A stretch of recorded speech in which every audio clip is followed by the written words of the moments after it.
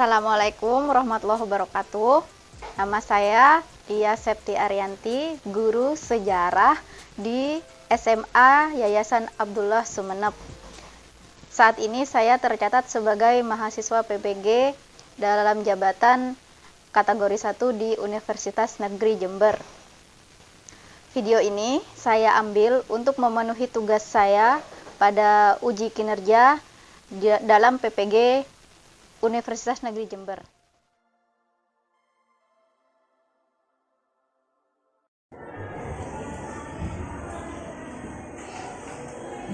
Assalamualaikum warahmatullahi wabarakatuh. Waalaikumsalam warahmatullahi wabarakatuh. Apa kabarnya anak-anak hari ini? Baik, Bu. Alhamdulillah. Masih semangat buat belajar sejarah lagi? Iya, Bu.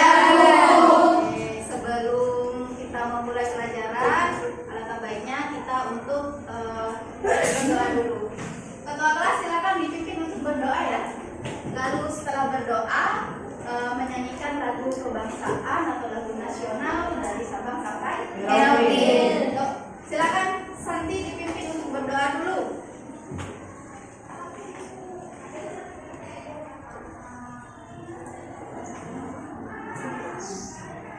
Untuk memulai pelajaran hari ini, mari kita membaca doa bersama-sama.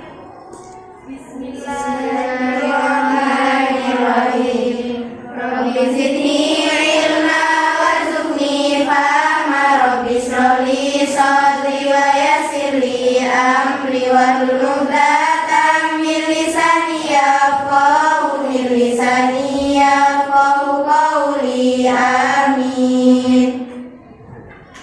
Menyanyikan lagu kebangsaannya sambil berdiri ya.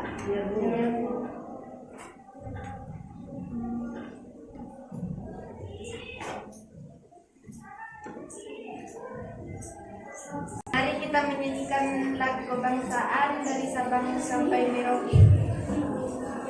Dari Sabang sampai Merauke berjajar pulau-pulau, sambung menyambung menjadi satu. Itulah Indonesia. Indonesia tanah airku, aku berjanji padamu menjunjung tanah airku, tanah air Indonesia. Sekarang Ibu absen dulu ya. Ada yang nggak masuk hari ini? Ada, Bu. Ada berapa orang yang nggak masuk? Mubayyina bermalu. Udah mau. Sakit? Apa gimana ini? Sakit, Bu. Ada yang izin, ada yang Sakit. Iya. Kurang mau, siapa lagi? Mubayyina. 2 orang yang nggak masuk. Bu. Oh iya. Sudah? Udah, Bu. Nggak ada lagi? Nggak ada, Bu. Nah, bagi teman-teman kalian yang tidak masuk dan sedang sakit, kita doakan semoga lekas ya. Amin. Nah, kita sekarang akan belajar tentang sejarah. Materinya itu adalah kedatangan bangsa Eropa. Sudah siap? Siap, Bu. Masih semangat? Semangat, Bu. Sebelum ke materi, pernah dengar nggak negara-negara di Eropa itu apa aja? Pernah, Bu. Portugis. Ya, Portugis, Belanda, Spanyol, Inggris. Kalian tahu dari mana? Buku. Dari buku sejarah. Buku Sejarah. Dari peta ya? Iya, Bu. Ya.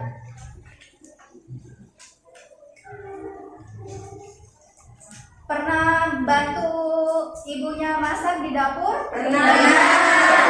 Coba sebutkan rempah-rempah yang kalian ketahui apa?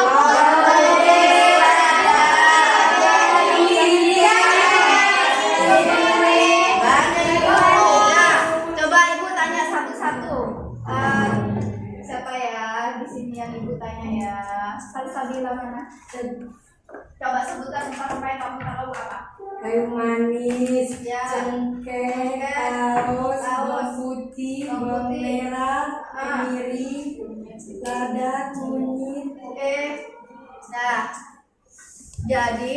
Kemiri, Laos, apa tadi tengkeh yang kalian sebutkan itu adalah sumber daya yang kita miliki di negara kita Indonesia. Nah, ini salah satu daya tarik bagi bangsa asing. Kenapa nanti bisa sampai ke Indonesia? Sekarang sebelum kalian mempelajari lebih lanjut, Ibu mau memberitahukan tujuan dari kita mempelajari tentang kedatangan bangsa Eropa. Yang pertama di sini tujuannya adalah kalian dapat menganalisis proses masuk dan kedatangan bangsa Eropa ke Indonesia. Lalu yang kedua, kalian dapat menyimpulkan latar belakang kenapa bangsa Eropa bisa sampai ke Nusantara atau Indonesia. Lalu yang ketiga, kalian bisa menganalisis jalur perdagangan, rute Asia, Eropa. Dan yang terakhir, kalian menyajikan hasil diskusi nanti terkait tentang kedatangan bangsa Eropa di Indonesia. Sebelum pelajarannya dimulai, kita akan melihat video dulu ya. Video pembelajaran, kalian perhatikan video pembelajarannya. Lalu nanti kalian ajukan pertanyaan jika memang ada yang ingin kalian tanyakan, dan itu harus melontarkan pertanyaan terhadap Ibu terkait dengan materi atau video yang nanti akan Ibu perlihatkan. Sekarang perhatikan ke depan.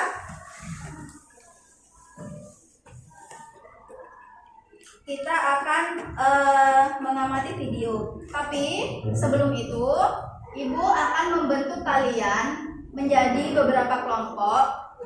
Setiap kelompok ada 4-5 orang. Kelompok ini akan Ibu acak atau sesuai dengan absen ya. Absen 1 nanti langsung dengan absen 5, 6 sampai 10, 11 sampai 15 begitu seterusnya. Nah, sebelum kita melihat video, sekarang kalian diingat-ingat absennya berapa, lalu kemudian duduk bersama kelompoknya dulu. Yuk, silakan duduk bersama kelompoknya. Absen 1 sampai 5, absen 6 sampai 10. Yuk, udah duduk sama. Langsung. Nanti balik lagi kalau sudah ada nanti balik lagi. Ya, kalian sudah duduk berdasarkan kelompok masing-masing. Sebelum kalian melakukan diskusi nanti bersama kelompok, kita akan mengamati video pembelajaran dulu ya. Sudah perhatikan video yang akan Ibu tampilkan. Hasil.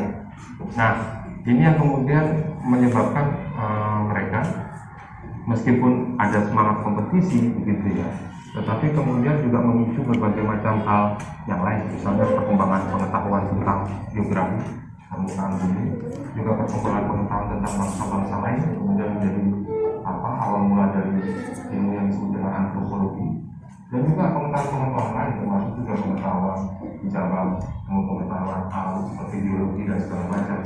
Jadi ekspansi bangsa Eropa itu menyebabkan dampak yang bermacam-macam. Dampak positif tentunya berbagai pengetahuan baru, tapi dampak negatifnya tentu saja memunculkan kolonialisme.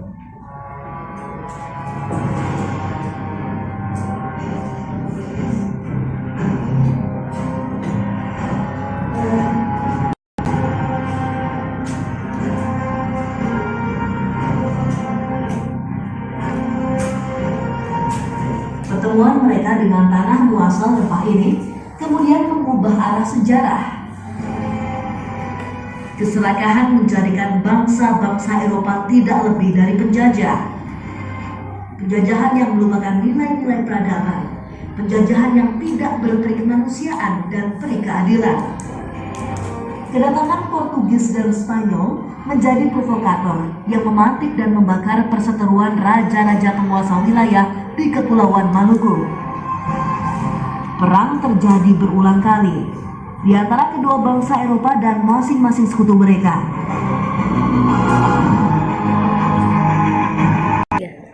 Nah, tadi sudah kalian memperhatikan atau mengamati video pembelajaran terkait materi pembelajaran hari ini.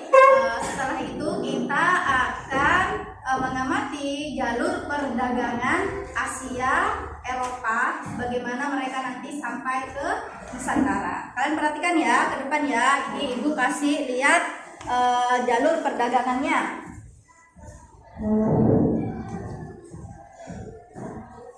Jelas?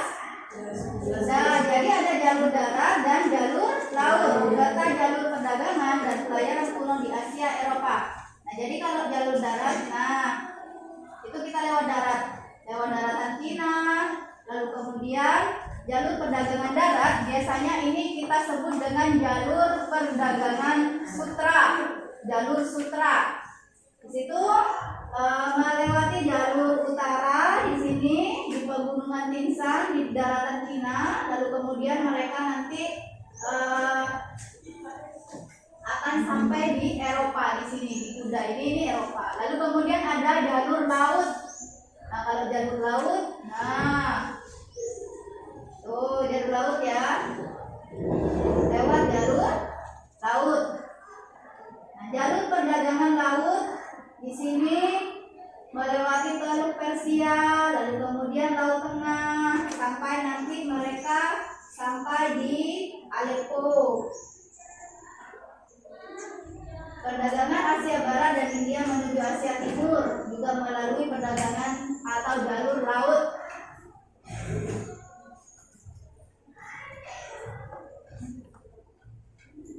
Siapa saja tokohnya atau jalur perdagangan antara timur dan barat di sini? Nah, kita perhatikan lagi di sini ya. Jalur perdagangan antara timur dan barat setelah perang salib. Jadi ini ada beberapa faktor yang mendorong penjelajahan samudera.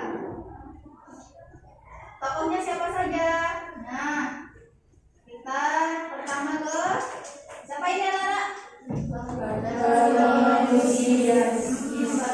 Dias. Ini yang dari Portugis.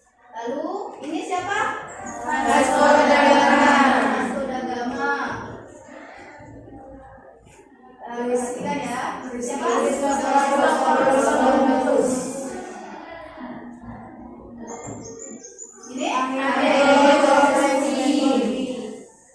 Ini?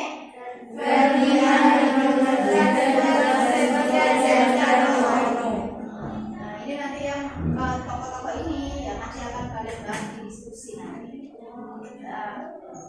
Sampai sini penjelasannya, nanti kita diskusikan bersama.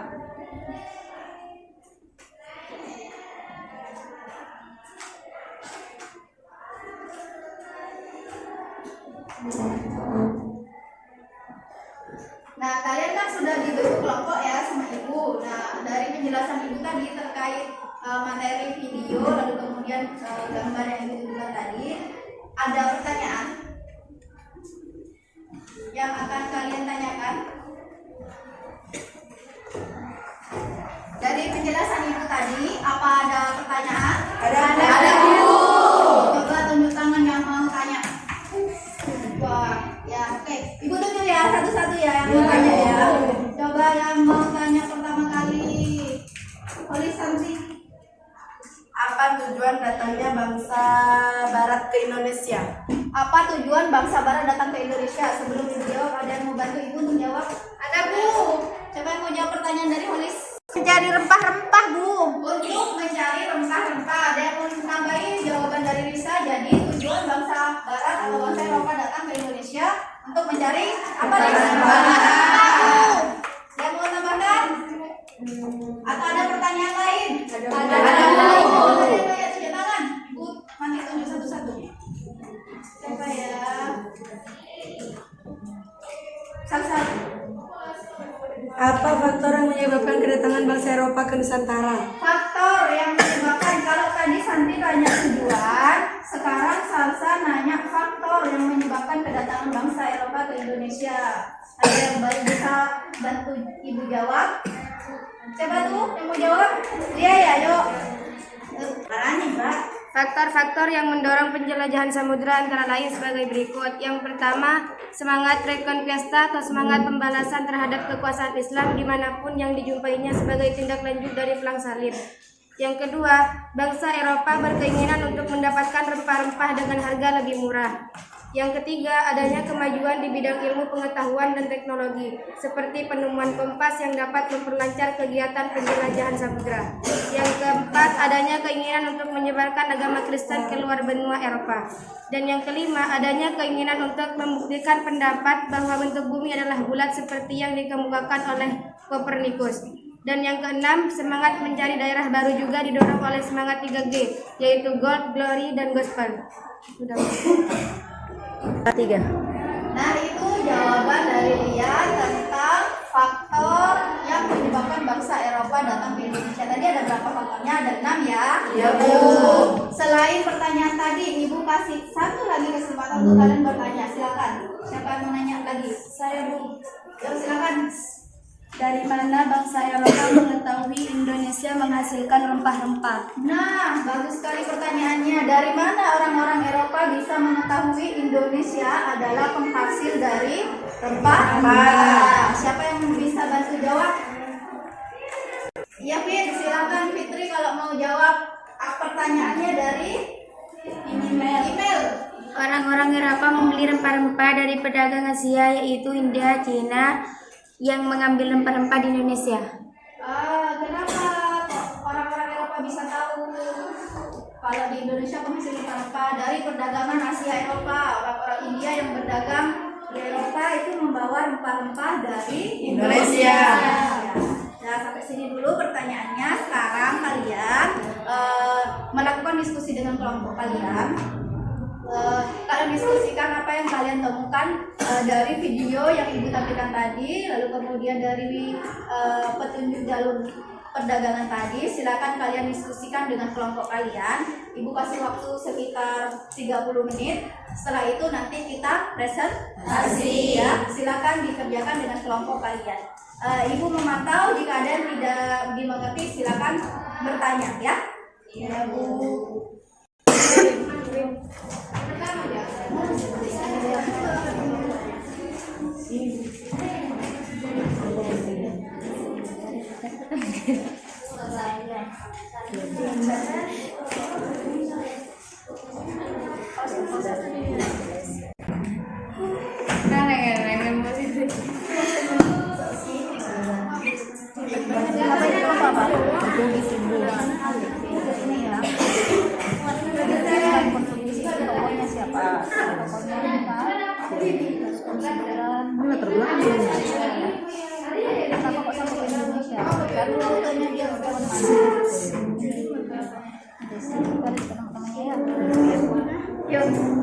Ini kelompok berapa?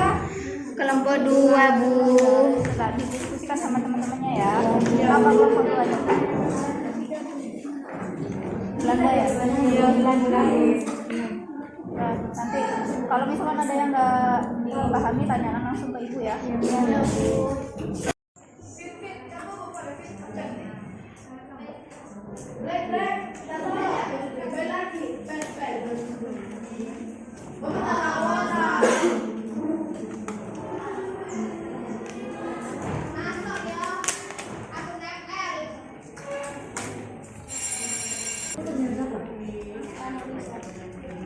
Bagi tes apa nih?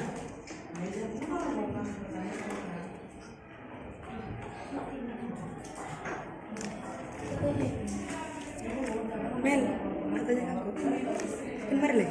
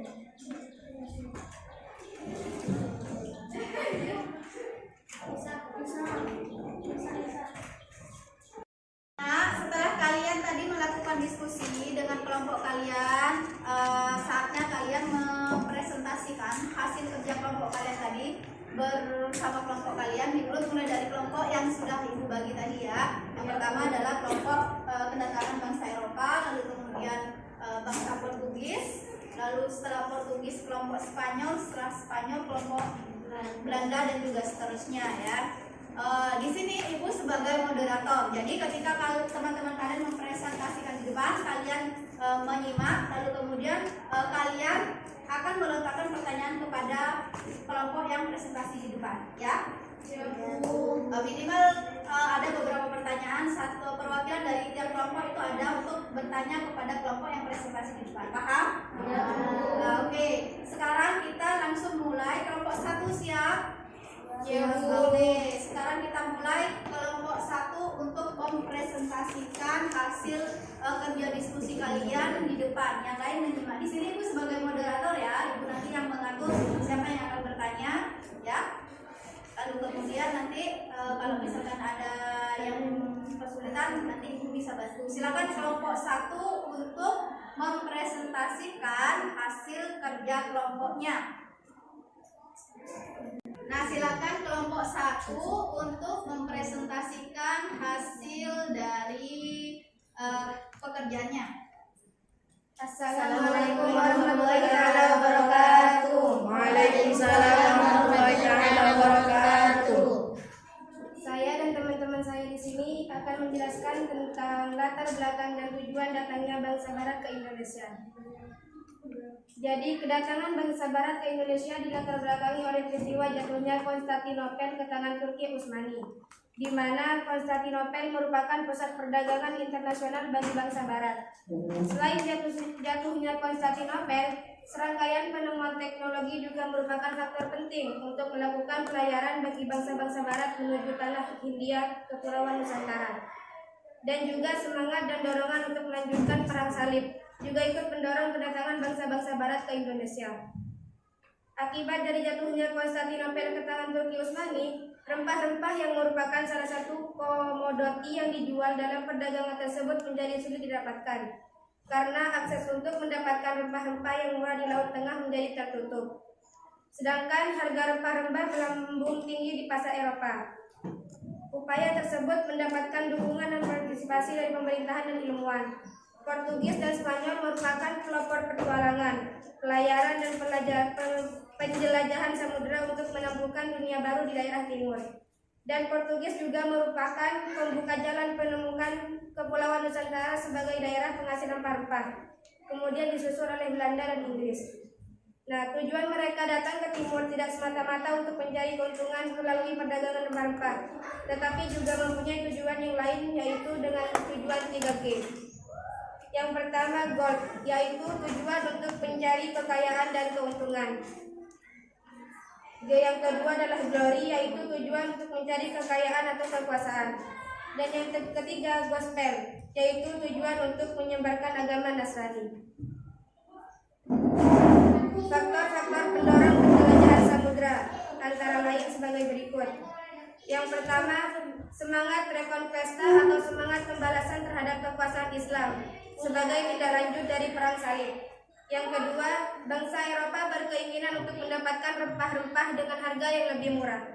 Dan yang ketiga, adanya kemajuan di bidang ilmu pengetahuan dan teknologi sebagai penemuan kompas yang dapat memperlancar kegiatan penjelajahan samudera.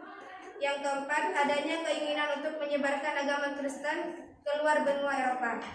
Yang kelima, adanya keinginan untuk membuktikan bahwa pendapat bentuk bumi adalah bulat seperti yang dikemukakan oleh Kopernikus. Dan yang terakhir, semangat mencari daerah baru juga didorong oleh semangat 3G, yaitu Gold, Glory, dan Gospel. Baik, dari penjelasan yang sudah saya jelaskan tadi, apakah ada pertanyaan? Ya, untuk kelompok 1 sudah selesai mempresentasikan hasil diskusinya. Dari kelompok lain mungkin ada yang mau bertanya? Ada, Bu. Ada. Siapa dari kelompok mana? Silakan tunjuk tangan. Siapa? Adel dari kelompok mana? Silakan. Mau bertanya apa? Apa tujuan bangsa Eropa melakukan penjelajahan samudra?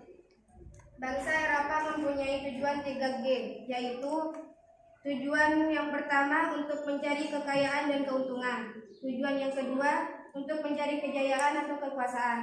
Yang ketiga tujuan untuk menyebarkan agama Nasrani. Jadi tujuannya sudah dijawab oleh kelompok 1 di depan. Ada pertanyaan lagi? Ada, Bu. Oh, yang lain mungkin ada yang mau nanya? Siapa ini? Rini ya? Rini mau nanya apa nih sama kelompok 1?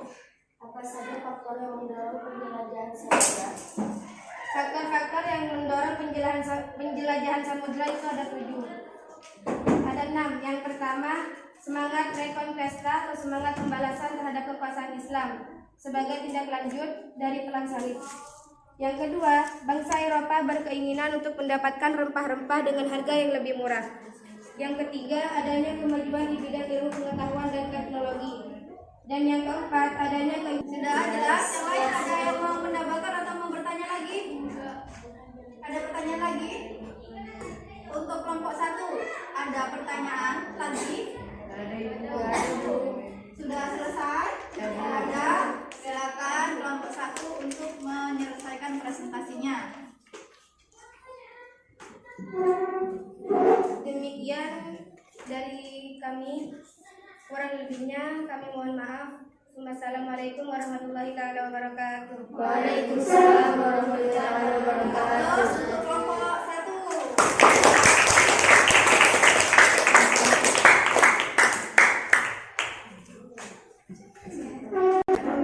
Nah, itu tadi presentasi dari kelompok 1. Silakan dilanjut ke kelompok Portugis. Kelompoknya siapa Portugis? Saya, Bu. Ya, kelompok Portugis silakan maju depan.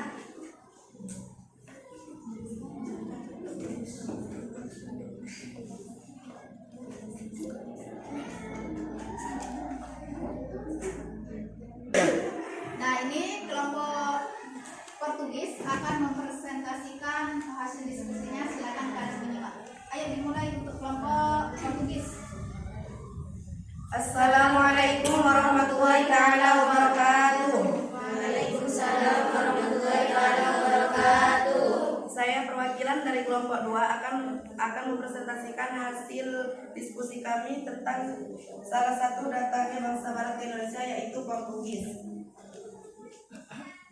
Berita Columbus berhasil menemukan daerah baru membuat Raja Portugis penasaran dan mengutus pelaut ulung Portugis bernama Vasco da Gama untuk melakukan ekspedisi menjelajahi samudra mencari tanah India.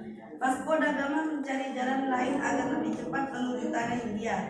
Sebelum Vasco da Gama diperintahkan oleh Raja Portugis, sudah ada pelaut lain yang melakukan pelayaran, yaitu Bartolomeus Dias.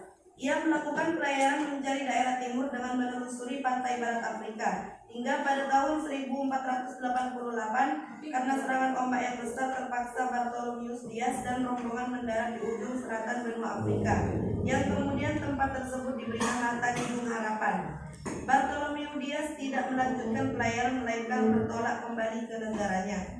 Pada tahun 1497, Vasco da Gama berangkat dari pelabuhan Lisabon dan memulai penjelajahan mengikuti rute yang telah dilalui oleh Bartolomeus Dias atas petunjuk dari pelaut bangsa Mor yang telah ia sewa. Setelah singgah di Tanjung Harapan, ia dan rombongan melanjutkan perjalanan dengan melalui pantai timur Afrika, kemudian berbelok ke kanan untuk mengarungi Samudra India.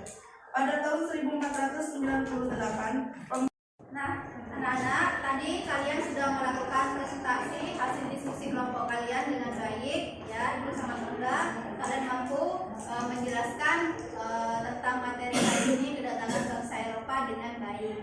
Nah, sebelum kita menutup pelajaran, Ibu mau mengadakan atau melakukan refleksi dulu. Gimana perasaan kalian dengan pembelajaran hari ini?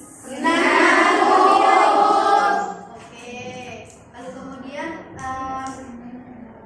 apa yang diperoleh dari pembelajaran hari ini? Kalian tuh mendapatkan apa aja? Apa yang kalian ketahui? Mengetahui siapa saja bangsa yang datang ke Indonesia. Mengetahui bangsa Eropa yang datang ke Indonesia. Lalu ada lagi Bahwa Indonesia adalah negara yang memiliki rempah-rempah yang sangat banyak. Indonesia adalah negara yang memiliki hasil rempah-rempah yang sangat banyak. Oke. Nah, jadi sebelum itu kita akan menyimpulkan ya pembelajaran tadi. Jadi faktor kedatangan bangsa Eropa itu apa aja? Siapa yang bisa jawab? Coba dia bisa nggak jelaskan faktor kedatangan bangsa Eropa apa aja? Bu, semangat Reconquista atau semangat pembalasan terhadap kekuasaan Islam sebagai tindak lanjut dari perang salib. Bangsa Eropa berkeinginan untuk mendapatkan rempah-rempah dengan harga lebih murah. Adanya kemajuan di bidang ilmu pengetahuan dan teknologi seperti penemuan kompas. Adanya keinginan untuk menyebarkan agama Kristen keluar benua Eropa. Adanya keinginan untuk membuktikan bahwa bentuk bumi adalah bulat seperti yang dikemukakan oleh Copernicus. Semangat mencari daerah baru juga didorong oleh semangat 3G, yaitu God, Glory, dan Gospel. Nah, jadi itu tadi faktor ya, faktor kedatangan bangsa yang menyebabkan bangsa Eropa. Yang pertama tadi apa? Semangat Reconquista. Lalu kemudian ada kemajuan iptek, ingin membuktikan bahwa bumi bulat ya. Iya, Bu.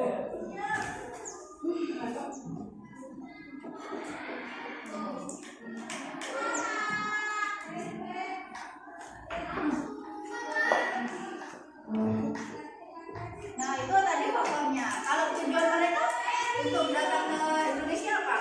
Atau ke Nusantara? Siapa yang mau jawab?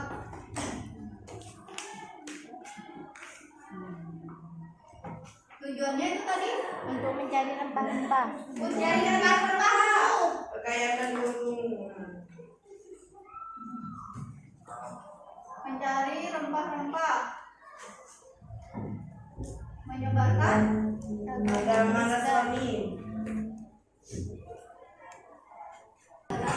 tujuannya apa, dan kemudian negara mana saja yang datang ke Indonesia pada masa penjelajahan Samudra. Nah, untuk memperkuat pendalaman kalian dan materi kalian, akan memberikan kalian kerjakan ya. Di sini ada soal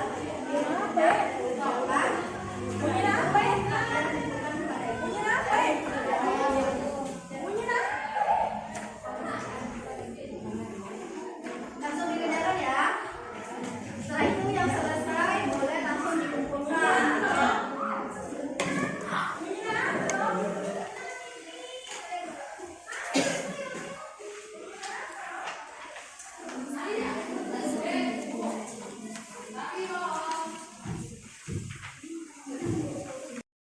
Kalau sudah selesai, satu-satu aja langsung hampir satu biar kalian keluar dari bangkunya.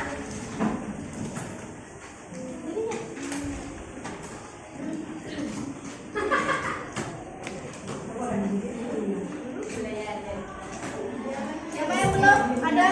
Yang belum? Sudah selesai semua ya? Iya. Anak-anak, terima kasih kalian sudah mengikuti pembelajaran hari ini dengan sangat baik, sangat antusias, lalu kemudian aktif, interaktif. Ya, Ibu sangat berterima kasih sekali kepada kalian. Untuk itu kita bersama-sama ucapkan Alhamdulillah. Nah, untuk menutup seberapa pertemuan kali ini, Ibu minta nanti ketua kelas membaca doa dan mengucapkan salam. Ya, silakan ketua kelas untuk dipimpin berdoa. Dengan menghadiri pembelajaran hari ini, mari kita berdoa bersama-sama. Bismillahirrahmanirrahim. Allahumma inni astaghfiruka